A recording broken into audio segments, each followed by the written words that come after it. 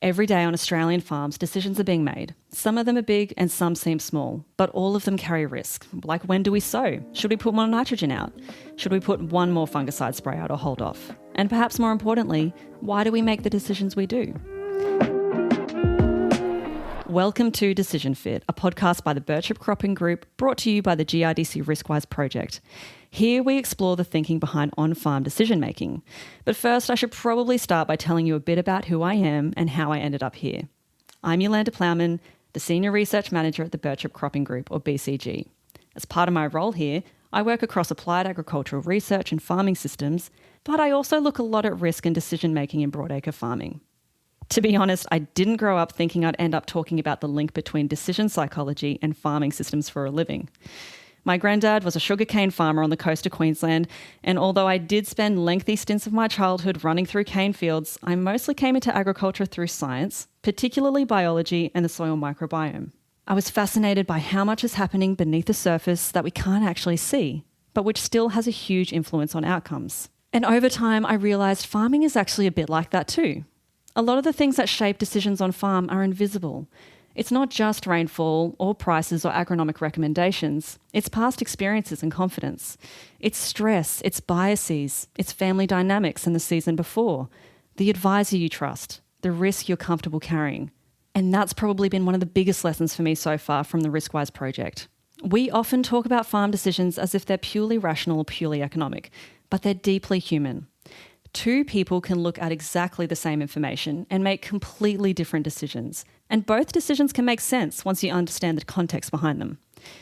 That's what really sparked my interest in this idea of becoming more decision fit. Because being a good decision maker isn't always about getting it right. It's about understanding what influences your thinking, recognizing your patterns, and building the ability to make clearer decisions under pressure and uncertainty. A bit like physical fitness, you don't build it overnight. You train it, you practice it, and you reflect on it. And that's what this podcast is really about.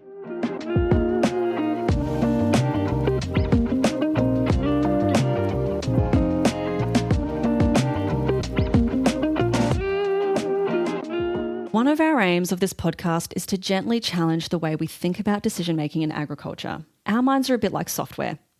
Like any software, they're shaped over time by inputs, experiences, environments, and repeated patterns. The seasons we've lived through, the droughts we remember, the winds that rewarded us, and the decisions that didn't. All of these things influence the way we think about risk and make decisions, often without us even realising it. And just like physical fitness, decision fitness is something that can be developed. You don't become physically fit by going to the gym once. You build fitness through awareness, repetition, reflection, and training over time. Decision-making works much the same way. The more we understand our thinking patterns, challenge our assumptions, and reflect on what's influencing us, the stronger and more adaptable our decision-making can become. And this is what Decision Fit is about. Not judging the decisions after the fact, but becoming more aware of the thinking patterns behind them. With the help of invited guests and experts, we'll unpack cognitive biases and behavioural patterns, why humans tend to avoid certain risks but chase others, why two growers can look at exactly the same paddock and come to completely different conclusions, and how better decisions often start with better questions.